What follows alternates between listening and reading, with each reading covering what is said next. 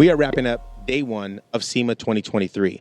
The big event today here in the Legacy EV booth was the beginning of a live repower. We started out with a 1930 Ford powered by that 348 engine right there. That 348 came out, and this car will be an active running electric vehicle by the end of day 4. So stay tuned for that. We're going to keep on moving. You can look around me and you can see that pretty much we're all cleared out here. So we're going to go over and we're going to look at a couple of other, key points for the day. Now, one of the things I definitely want to point out, this is one of my favorites.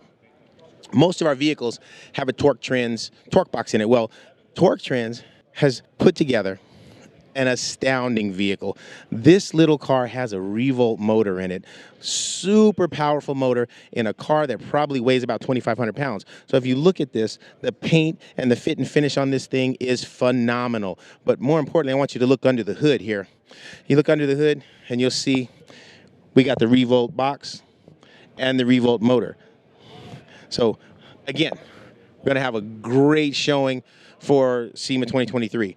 As we move down the line, you're going to see behind me the electrified area. Now, they don't even call it electrified anymore. Now it's called Future Tech. Well, the reason they're doing that is because the electrified area started out with 7 cars, with the Revolt car being one of them. And now, if you look behind me and you see all of these vehicles, we have everything from electric to hydrogen to E85. So this Future Tech area is growing, and it's growing exponentially.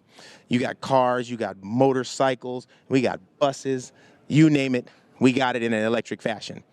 All right, now, as we come down to, we'll say, the latter portion of the Future Tech area, we're pretty proud of this area because we're gonna start with this 1968 Camaro.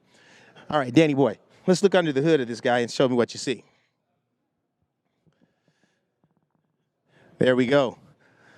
We got a fire-breathing Revolt motor under the hood of this nice, beautiful build. And one of the things I like about this is built by E-Muscle Car. They tried to keep it as original looking as possible. So you pop the hood, you see the electric running gear, but you look inside the car, right? And you'll see that it looks virtually stock.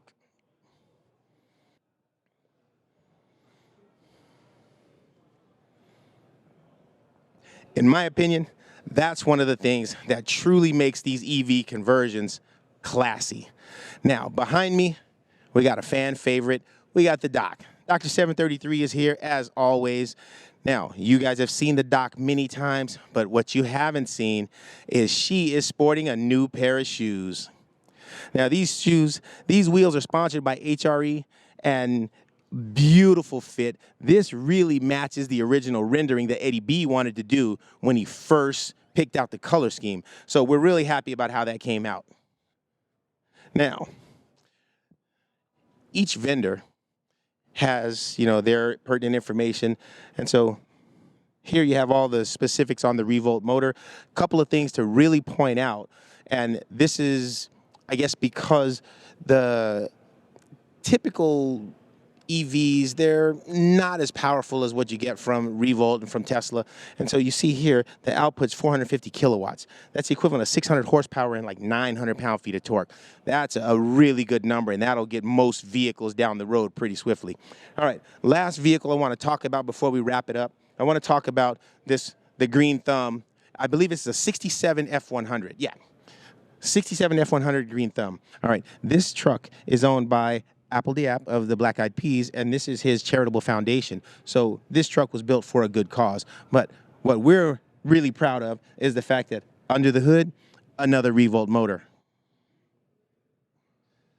With that being said, we haven't looked at the Trick Factory G-Wagon yet, but I believe that's 6 cars, including the Little Giant, at SEMA 2023 with a Revolt motor. So all in all, we had a really great first day, and we're looking forward to seeing what happens tomorrow. One of the big takeaways from today is the unveiling of the EvTech organization. I'm going to let the president of the organization tell you a little bit about it. Matt, Awesome. tell us about that. Thanks, Snow. Today was a great day for the EV industry. We brought together 12 industry leaders that have been a part of EvTech, the Electric Vehicle Technician Education Council. I know it's a mouthful, that's why we call it EvTech. Yeah.